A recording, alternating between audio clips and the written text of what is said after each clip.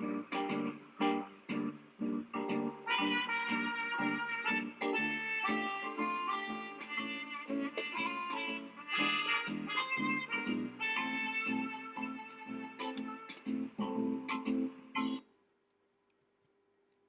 guys, welcome back to my channel, and in this video I would like to do a really wonderful integral that yields us an entire bunch of solutions that are very beautiful, very unexpected too, but most surprising.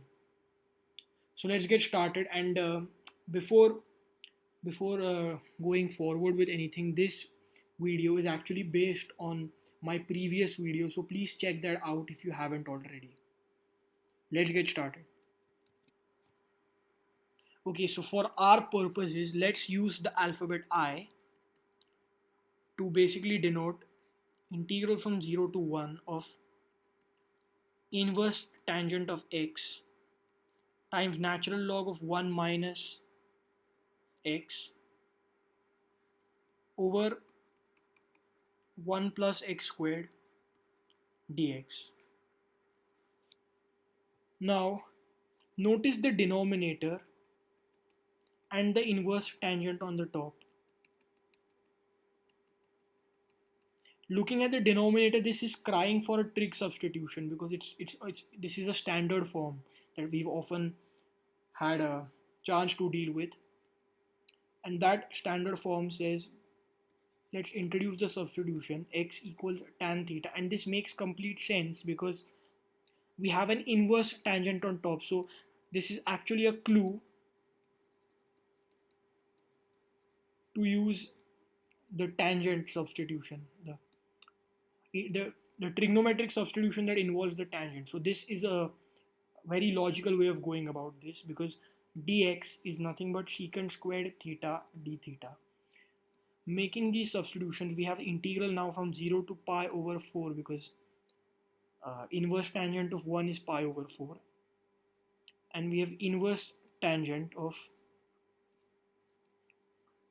tan theta, natural log of 1 minus tan theta all over 1 plus tan squared theta. Dx is secant squared theta d theta, but using the square identities of trigonometric functions, we have 1 plus tan squared theta is itself equal to secant squared theta, which means this and this is going to cancel out proudly, and all we are left with, the inverse function of a function is just the inner argument itself. So integral from 0 to pi over 4 of theta times natural log of 1 minus sine theta divided by cosine theta d theta. We have integral from 0 to pi over 4 of theta times natural log of cosine theta minus sine theta divided by cosine theta d theta. Using the properties of logs, we have integral from 0 to pi over 4 of natural log of the upper part cosine theta minus sine theta d theta minus the denominator log, integral from 0 to pi over 4 of theta times natural log of cosine theta d theta. Let's call this I1 and let's deal with this. So I is just going to be integral from 0 to pi over 4 of theta natural log of, let's multiply and divide by root 2. You'll see in a moment why. So I'm dividing my root 2 like this, cosine theta minus, again, divide entire expression, so root 2 with both the sine and the cosine. But I've said multiply and divide because there was no root 2 originally. So if I divide it, then I'm multiplying d theta minus I1. So notice what this is. We have integral from 0 to pi over 4 theta and natural log of 1 over root 2 can be expressed as sine of pi over 4 and cosine theta as it is, minus 1 over root 2 can also be expressed as cosine of pi over 4, because pi over 4 is one of those elementary angles where the sine is equal to the cosine, times sine theta. That's one integral, but we can use again properties of natural logs to split this into a sum of natural logs. So integral from 0 to pi over 4 of theta times natural log of this root 2 that we multiplied, d theta, minus I1. And this,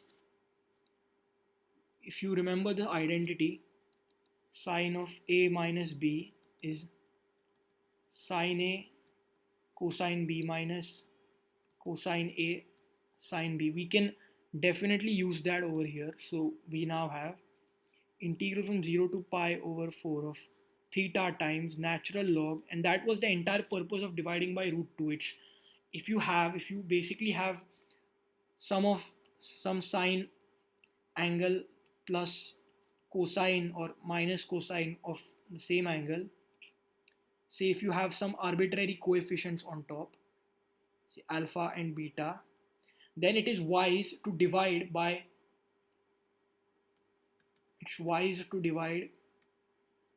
square root of alpha squared plus beta squared, because alpha over square root of alpha squared plus beta squared can be expressed as some angle, because if you let this square root of alpha squared plus beta squared be a hypotenuse of a triangle,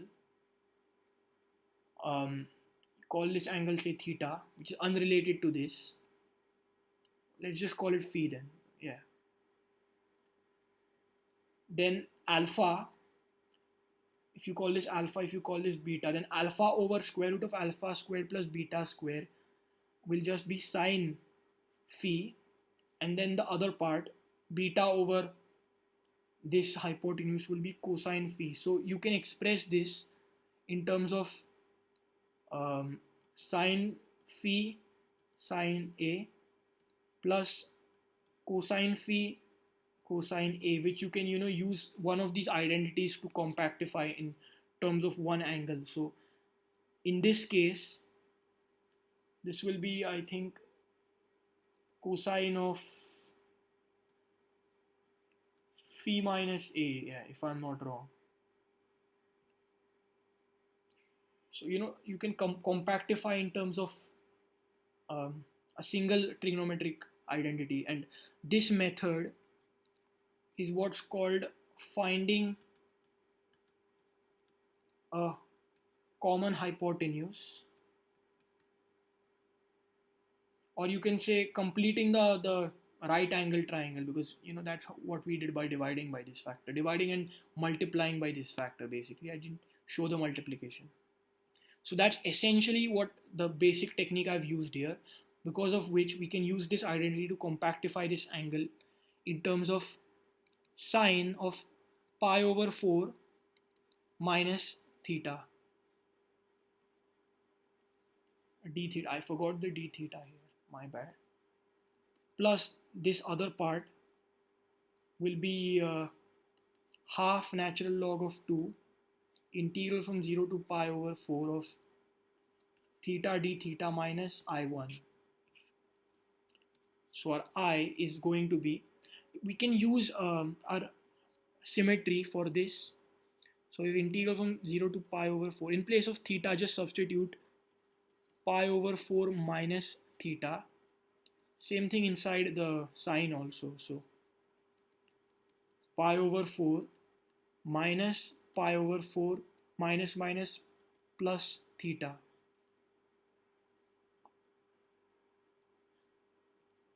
This was for the sine, this was for the natural log. Yeah. Actually don't need this. I just got confused with the brackets that we used. We have a d theta. This is just going to be theta squared by 2. So we have natural log of 2 over 4 theta squared evaluated from 0 to pi over 4 minus I1.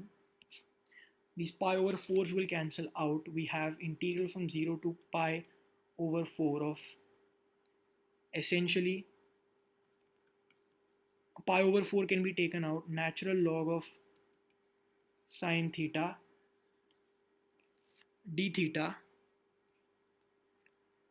minus integral from 0 to pi over 4 of theta times natural log of sine theta d theta, and this is just going to be pi squared over 4 squared, pi squared over 16 times 4, so pi squared over 64 times natural log of 2 minus I1. Notice this integral looks just like I1 except there is no cosine, there is a sine. So let's call it I2. And this integral we had done in my previous video. So please check that out. I'm just going to fill it up. This is just going to be minus Catalan's constant over 2 minus pi over 4 times natural log of 2 minus I2 plus pi squared over 64 times natural log of 2 minus I1. So we can write this as negative pi g over 8 minus pi squared over 16 times natural log of 2 minus I2 plus pi squared over 64 times natural log of 2 minus I1. And I believe a quick substitution can be done in quick simplification can be done in looking at the pi squared and the natural log of 2. So we basically obtain minus pi times Catalan's constant over 8 minus this will become, we'll have 4 pi squared over 64 with a negative, so negative 3 pi squared times natural log of 2 over 64 minus I2 minus I1. That is exactly an expression for I, and we need to evaluate I. So this means we need to do I1, I2 and I1 separately. So I'm doing I2 first on a fresh page, and then I1 I'll do after that. And as I keep finding the values of I1 and I2, I'll keep plugging it back in this equation for I. So let's get started. Let's do I2 first on a fresh page. See you there. Okay, so this is basically I2, and there is literally nothing that we can possibly achieve in terms of integration techniques, whatever we use. So before going into a wild goose chase, I would actually like to use this definition, the exponential definition of the sine, which is e to the I theta minus e to the negative I theta over 2i. This we obtain by e to the I theta is equal to cosine theta plus I sine theta. Just you have e to the negative I theta, you subtract both of them, and divide by 2i, you end up with the sine theta. I'm going to use that using the logic of my previous video that we have a natural log, we have an exponential. There might be some chance of cancellation due to inverse functions. So let's go ahead and make that substitution. We have integral from 0 to pi over 4 of theta times natural log of e to the I theta minus e to the negative I theta over 2i with the d theta. Now just trying to convert everything into negative powers in the numerator, because we want to use Taylor series later on. We need something of the form natural log of 1 plus x, like my previous video, which I'm assuming you would have seen. So we have e to the 1 over e to the I theta, negative I theta rather, positive will become a negative in the denominator, minus e to the negative I theta over 2i d theta, and there's a theta here as well. That's the difference from the last video. Now we've integral from 0 to pi over 4 of theta natural log of 1 minus e to the negative 2i theta over e to the negative I theta 2i d theta, which using properties of logs we can split into I think 3 different integrals, 4. So integral from 0 to pi over 4 of theta times natural log of 1 minus e to the negative 2i theta d theta, and all the denominators will have a negative in front of them. So negative integral from 0 to pi over 4 of theta times natural log of e to the negative I theta d theta minus integral from 0 to pi over 4 of theta natural log of 2 d theta minus integral from 0 to pi over 4 of theta natural log of I d theta. So let's just write this integral as it is. Let's deal with all these first. So natural log of 1 minus e to the negative 2I theta d theta, this is going to be plus I, and the theta will come down, making it basically theta squared d theta. This will be negative natural log of 2 and integral from 0 to pi over 4 of theta d theta minus natural log of I integral from 0 to pi over 4 theta d theta. Keeping this as it is for now, bear with me.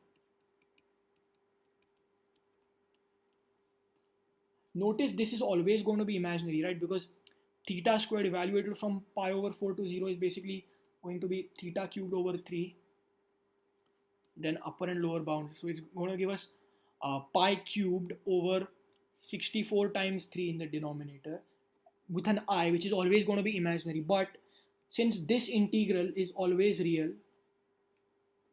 a real integral can't have imaginary components to it. So let's just neglect this. Let's just ignore this for this, because we only care about real values. For this, we only care about real values, as long as this integral that is concerned, which is defined on the real plane basically. So we ignore this, and we also ignore this because I can be written as e to the I pi over 2. So natural log of I is naturally I times pi over 2. So we'll have a factor of I times pi over 2, and then this always going to be real integral. So real times I will make it imaginary. So let's ignore this too with the same logic as this, because a real integral can't have imaginary components, and that significantly reduces everything, because now we just have to deal with this integral, and which is easy to do, which is natural log of 2 over 2 and theta squared evaluated from 0 to pi over 4. Doing a quick simplification, we have integral from 0 to pi over 4 of theta natural log of 1 minus e to the negative 2I theta d theta minus, now we have pi squared over 32 times natural log of 2. Now let's actually dive into doing this. We can use Taylor series because it's of the appropriate form of natural log of 1 plus x. So using the Taylor series, integral from 0 to pi over 4 of theta sum from k equals 1 to infinity of minus 1 to the k plus 1 over k negative e to the negative 2I theta to the kth power integrated with respect to theta minus pi squared over 32 times natural log of 2. Okay, assuming uniform and absolute convergence, we can interchange the sum and the integral to give us basically sum from k equals 1 to infinity of minus 1 to the k plus 1 over k. Suck out a minus 1 to the k from here. We have integral from 0 to pi over 4 of theta times e to the negative 2I theta k d theta minus pi squared over 32 times natural log of 2.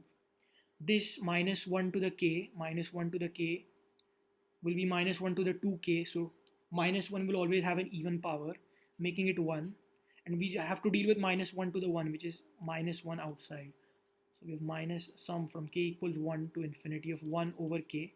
Looks like we are going to have to perform integration by parts on this. So we'll be differentiating this, we'll be naturally integrating this. So we basically are using this negative to compensate for the negative obtained during the anti-differentiation process of e to the negative 2i theta k. So basically cancel that out. We obtain theta times e to the negative 2i theta k, but we have to divide by the coefficients apart from theta. So we divide by, negative is compensated, 2i, k times k is k squared. This part evaluated from 0 to pi over 4 minus integral from 0 to pi over 4. Theta differentiated with respect to theta is 1. And this just remains as it is, e to the negative 2i theta k, because we already took the coefficient outside, d theta minus pi squared over 32 times natural log of 2.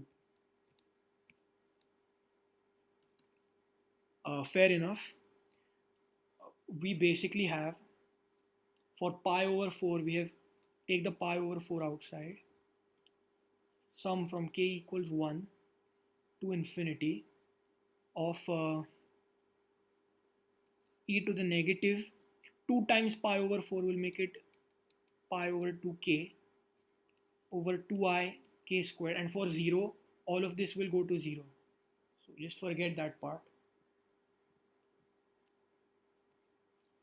Now consider the second integral. Again, you compensate this negative with the negative obtained during the anti-differentiation of this, so this will basically cancel out. So we have a plus sum from k equals 1 to infinity, but we have to divide by coefficients apart from theta, so negative taken care of, we need to divide again by 2ik, so we'll have 4i squared, k squared times k is k cubed, and e to the negative 2i theta k evaluated from 0 to pi over 4 minus pi squared over 32 times the natural log of 2. Now this series we actually dealt with in my previous video, that's why this watching the previous video was really important. This is basically e to the minus I pi over 2k is basically having minus I entire thing to the kth power, which is minus 1 to the k times I to the k in the numerator, and we calculated this thing to actually be take the coefficients, the 2i outside, we have pi over 8i, and this thing that we calculated in my previous video turned out to be minus I times Catalan's constant minus pi squared over 48, which we obtained by 1/4 of Dirichlet eta of 2. And we have actually an I squared here, I forgot to write that because of I again. I squared is negative, so sum from k equals 1 to infinity of. Now when you plug everything, or you know what, don't plug this as it is, so e to the negative 2i theta k over 4k cubed evaluated from 0 to pi over 4. I said don't plug it in because I'm going to do this on a fresh page, fresh treatment for a fresh series like my previous video. Fair enough. Let's call this S. So there's gonna be a lot of things that are gonna cancel out over here. The i's will cancel out, giving us negative pi g over 8, and this has an I that is not being cancelled, so this part is going to be imaginary after multiplying, so we ignore this like we ignored everything else. Minus S minus pi squared over 32 times natural log of 2. Let's do S on a fresh page. Okay, so we have this sum that we have to deal with. So let's just plug everything in. Take the 1/4 outside. Sum from k equals 1 to infinity of e to the negative I times pi over 2 k over k cubed minus sum from k equals 0 to infinity. E to the 0 is 1, so 1 over k cubed. Fair enough. Let's just consider this for a while. So e to the minus I pi over 2k is basically having I to the negative k power, which is 1 over I to the k, can be written as minus I entire thing to the k, which is minus 1 to the k I to the k. So we have 1 over 4 times sum from k equals 1 to infinity of minus 1 to the k I to the k over k cubed minus this is nothing but the Riemann zeta of 3, which is also called popularly Apery's constant. And there's no fixed value of this. So not like Riemann zeta of 2, which has a value of pi squared over 6. So let's just keep it as it is. But let's look at this series closely. Let's again write terms like my previous video. So for k equals 1, we have, I believe, minus I over 1 cubed, and then minus 1 over 2 cubed, because it should be 1 and then minus 1, plus I over 3 cubed, plus 1 over 4 cubed, and so on. So let's just group the I and the non-I terms together. So minus I over 1 cubed plus I over 3 cubed minus I over 5 cubed, and so on, plus then the non-I terms, minus 1 over 2 cubed plus 1 over 4 cubed minus 1 over 6 cubed, and so on.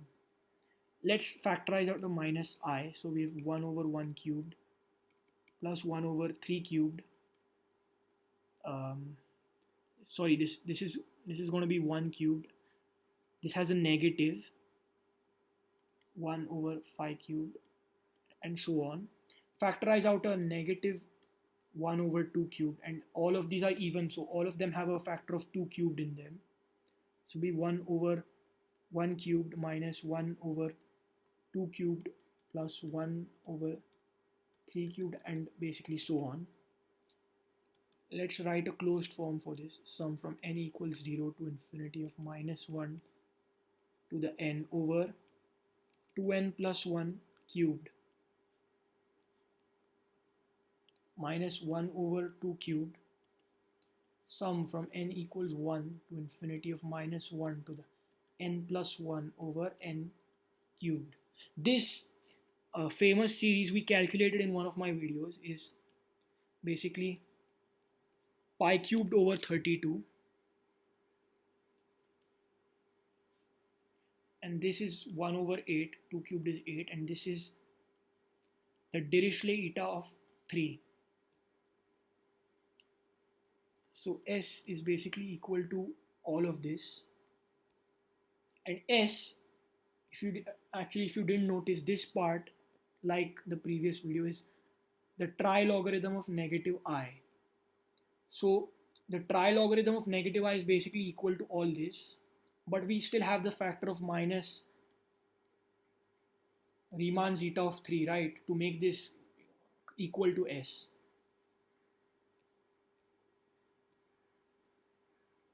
But don't forget the 1 over 4 that we basically took outside. So 1 over 4, and this entire thing over here like this.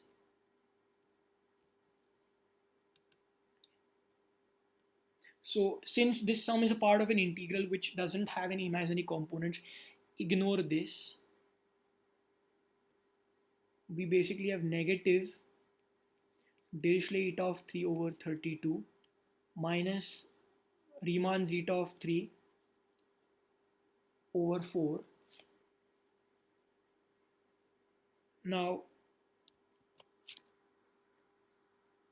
we can use the identity to convert from the Dirichlet eta to the Riemann zeta. So if you have Dirichlet eta of z, this is basically 1 minus 2 to the 1 minus z times Riemann zeta of z. So if you have Dirichlet eta of 3, this is basically 1 minus 2 to the negative 2 power times Riemann zeta of 3, which is basically 3 over 4 times Riemann zeta of 3. So we can make that substitution here. So negative 3 over 128 times Riemann zeta of 3 minus Riemann zeta of 3 over 4,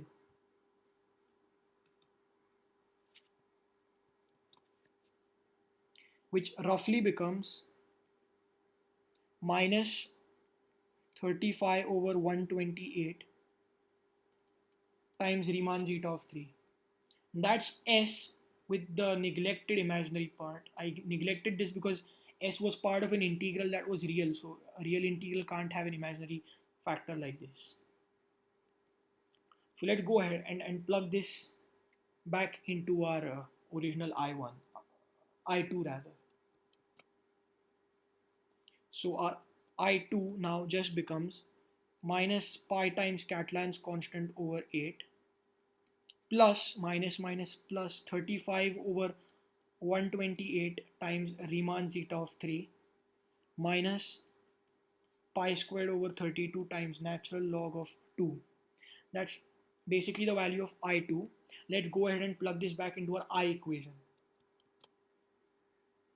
So I now just becomes minus pi g over 8 minus 3 pi squared times natural log of 2 over 64, and then plus minus minus plus pi g over 8 minus 35 over 128 times zeta of 3 plus pi squared times natural log of 2 over 32 minus I1 that is yet to be calculated.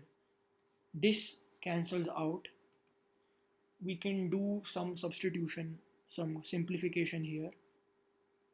This is just going to be negative 35 over 128 times zeta of 3 minus pi squared times natural log of 2 over 64 minus I1.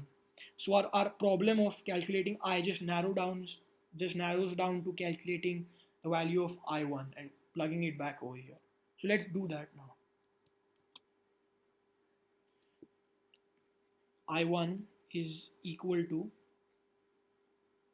integral from 0 to pi over 4 of theta times natural log of cosine theta d theta. Now our approach is going to be same. Instead of a sine we have a cosine, so let's just use the exponential definition of the cosine is e to the I theta plus e to the negative I theta over 2, regular 2, not I.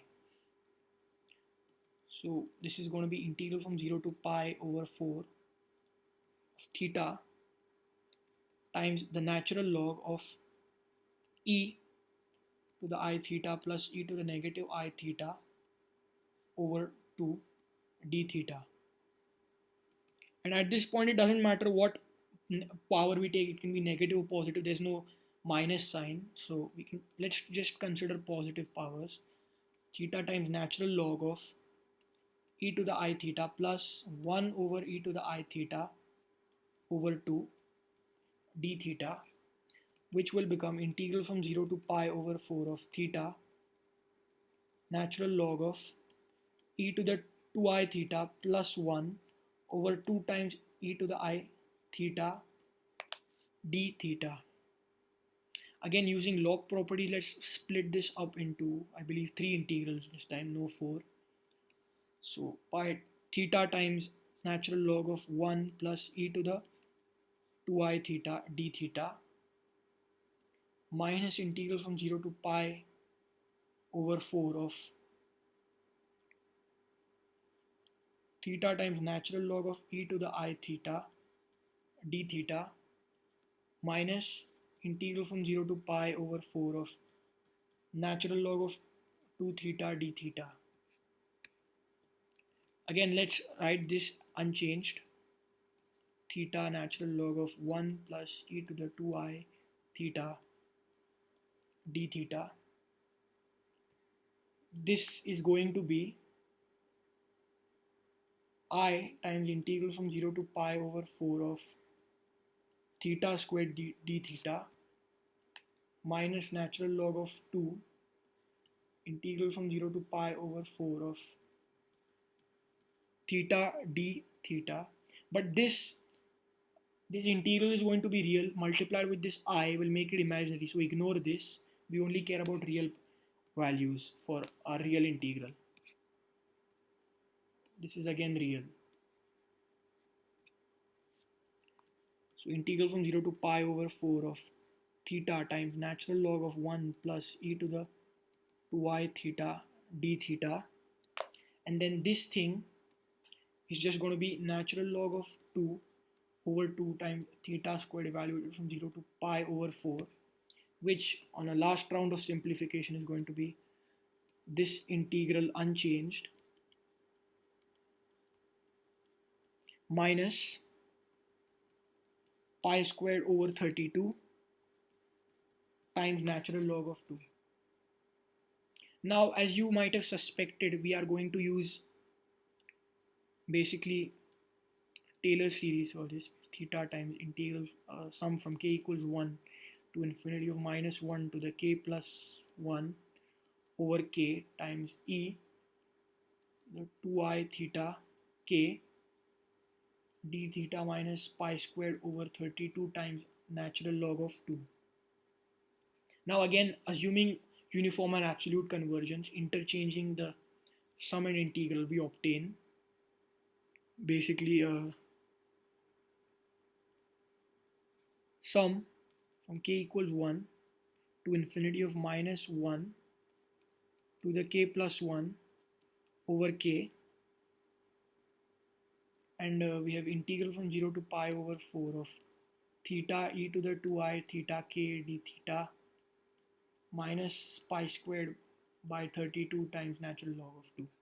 Again, integration by parts on this. So we have sum from k equals 1 to infinity of minus 1 to the k plus 1 over 2i k squared theta e to the 2i theta k evaluated from 0 to pi over 4 minus integral from 0 to pi over 4 of e to the 2i theta k d theta minus pi squared times natural log of 2 over 32. And now for the upper bound with pi over 4 and then sum from k equals 1 to infinity of basically when you plug in pi over 4 you have 2 times pi over 4 I times pi over 2k, which is I to the k. Combining with this, we essentially obtain minus I to the k over 2i k squared, and for the 0 everything goes to 0, so don't need to bother, minus sum from k equals 1 to infinity of minus 1 to the k plus 1 over 4i squared k cubed with e to the 2i theta k from 0 to pi over 4 minus pi squared over 32 times the natural log of 2. And we already calculated this, so this is minus pi over 8i, and then this inner series we calculated was dilogarithm of basically a negative I, which is minus ig minus pi squared over 48 minus this will make it a plus, but then we have to take a minus 1 to the 1 outside if you're going to write this as I to minus I to the k. So sum from k equals 1 to infinity of minus I to the k over 4k cubed, and then we have a minus because of the 0. Sum from k equals 1 to infinity of minus 1 to the k plus 1 over 4k cubed minus pi squared over 32 times natural log of 2. Again, the i's will cancel out. This will just be positive pi g over 8. This, there is no I to cancel out with this denominator, so this will become imaginary, which we neglect. And this we had calculated is, take the 1 over 4 outside. We calculated in the, for I2 actually, is minus I times pi cubed over 32 minus Dirichlet of 3 over 8. This is 1 over 4 times Dirichlet of 3 minus pi squared over 32 times natural log of 2, which on simplification is basically pi g over 8, and this part is imaginary, ignore it, plus Riemann zeta of 3 over 32 minus Riemann zeta of 3 over 4 minus pi squared over 32 times natural log of 2. This can be simplified to minus 7 times Dirichlet of 3 over 32 minus pi squared over 32 times the natural log of 2. And we can convert all of this into a Riemann zeta.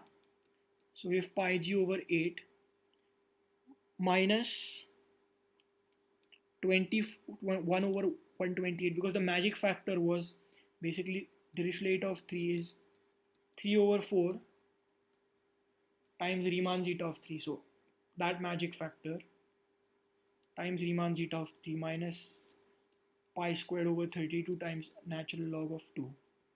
We have I1. Now let's go back and plug this into our original equation.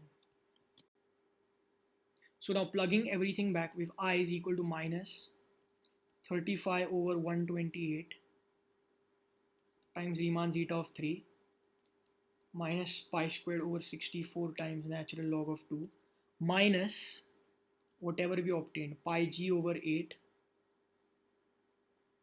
plus pi squared over 32 times natural log of 2 plus 21 over 128 times Riemann zeta of 3. And this is going to simplify a lot. So basically now tackle the Riemann zetas first. We will obtain minus 14 over 128 times the Riemann zeta of 3 plus pi squared over 64 times natural log of 2, tackling the two natural logs, minus this pi g over 8 factor. So I finally just becomes positive terms first, pi squared over 64 times the natural log of 2 minus pi g over 8 minus 7 times Riemann zeta of 3 over 64, I believe. It will reduce down. And isn't this a really remarkable result? I mean, all the trouble we did to obtain this. It's a really, really nice one. And if this were like a physics video series, then pi g over 8 would be like pi with universal gravitational constant divided by 8. You know, that even that would be really amazing. But here g is Catalan's constant, and this is Apery's constant, the Riemann zeta of 3. So it's a bunch of constants, a really beautiful, unexpected result. That's why I felt it was really important to show this. Now let's conclude everything finally. So in final conclusion, we had I defined as integral from 0 to 1 of inverse tangent of x times the natural log of 1 minus x over 1 plus x squared dx, which we did a lot of simplification using first trig substitution and then a lot of things which are hard to describe. It was actually an out of world experience kind of thing. So we obtained pi squared times natural log of 2 over 64 minus pi times Catalan's constant over 8 minus 7 times Riemann zeta of 3 over 64, which has an approximate value of negative 0.38428.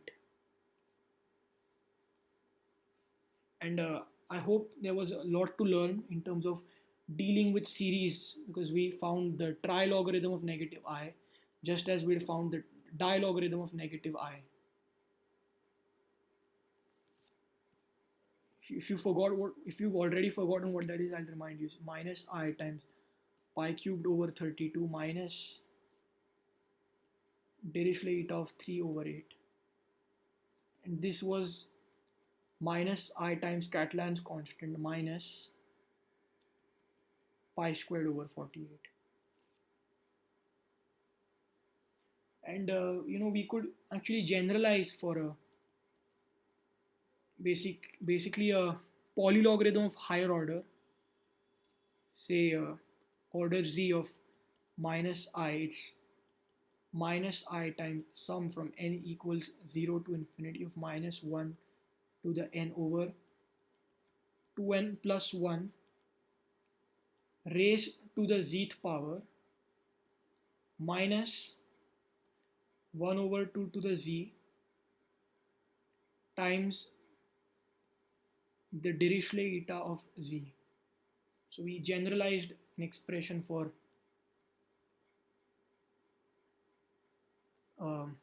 polylogarithm of order z. So I hope there was a lot to learn. That's it. So please like, share and subscribe to my channel, guys. This video took a lot of effort, trust me. Follow me on Instagram, recommend me to your friends, fellow mathematicians, or people who just want to learn stuff in this quarantine. In the meantime, stay home, stay safe, have a great day, stay tuned for my next video, and peace out.